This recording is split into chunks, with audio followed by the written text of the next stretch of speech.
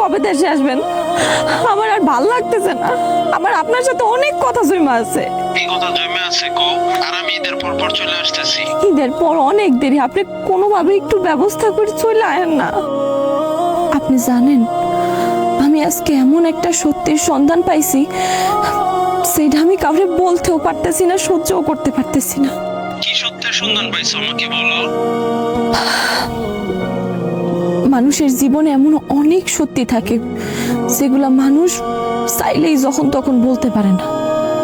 আপনি দেশে আসেন, আপনার সাথে সামনাসামনি দেখা হইলে আপনার আমার অনেক কথা বলার আছে। আপনি দোহাই লাগে, আল্লাহর দোহাই লাগে, আপনি একটু ব্যবস্থা করে তাড়াতাড়ি দেশে আসেন।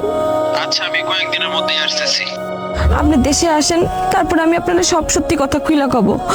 তার আগে আমি কিছুই কইতে পারবো না। আল্লাহর দোহাই লাগে, আপনি যেমনি পারেন, যত তাড়াতাড়ি পারেন সবকিছু ব্যবস্থা করে দেশে আসেন। আপনার আমার এখন খুব দরকার। আচ্ছা ঠিক আছে, তুমি চিন্তা করো না, আমি খুব তাড়াতাড়ি আসতেছি। আর অফিসে যাব তো, আমি রাখি। আচ্ছা ঠিক আছে, আপনি তাড়াতাড়ি চলে আসেন, রাখি।